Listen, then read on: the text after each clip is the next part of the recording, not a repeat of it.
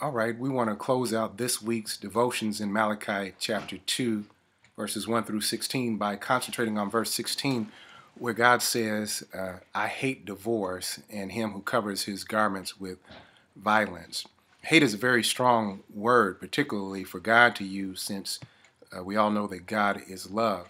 So the question must be asked and answered, why does God hate divorce? Well, I think the answer is really simple when you think about God's purposes for marriage.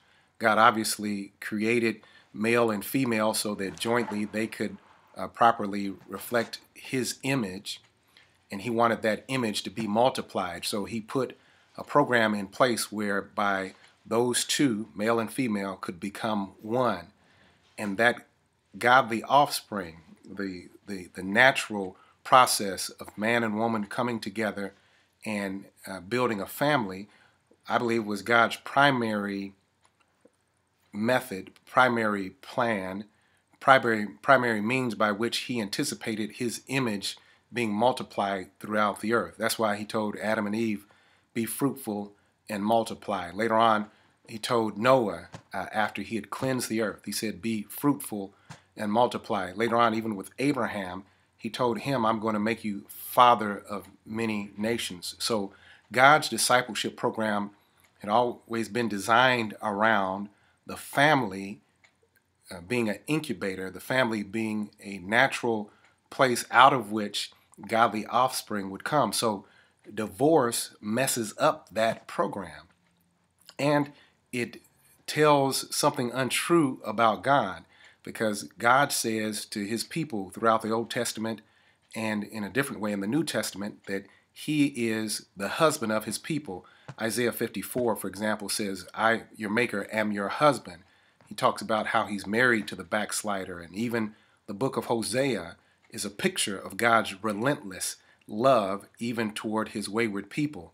When we jump over into the New Testament, the Bible lets us know very distinctly in Ephesians chapter 5 that marriage is a picture of Christ's relationship with the church. And so divorce messes up the picture that God is putting before people as it relates to his love. So what's the bottom line for you and I? First of all, if you're single, I want to challenge, and you're anticipating getting married. Now, I know that there are some people who are single who don't plan on getting married, and that's fine, because you don't have to be married in order to be whole. But if you are planning on getting married, then you ought to take marriage seriously. You ought to study the Word of God. You ought to investigate whoever it is that you're planning to marry to make sure that they have your same values. And for the brothers, you need to go into it understanding that in order for marriage to work, you have to love your wife like Christ loves the church.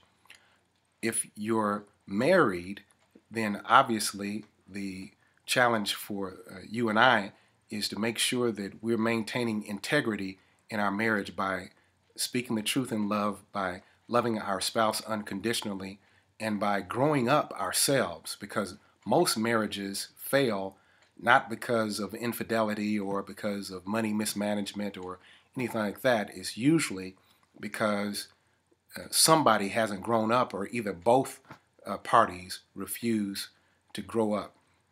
So I want to challenge you as we sign off this week that in whatever state you find yourself, let's start with the basics of discipleship, and that is you have to first deny yourself, take up your cross, and follow Christ daily.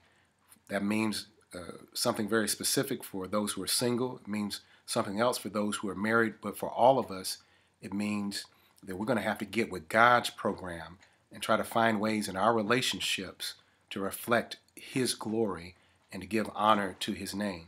God says he hates divorce.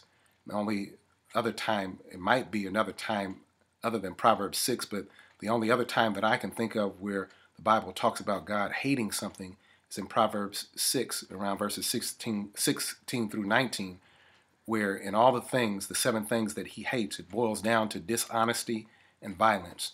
So be honest in your marriage, and for God's sake, if you're a victim of domestic abuse, or if you're a man who is having problems with that, seek out help. God's grace is available to you, and there are people who are available to help you to work through that thing. But whatever you do, don't mess up God's program and don't tell lies about God by your behavior. So that's our challenge for today, and I hope you have a great night. God bless you.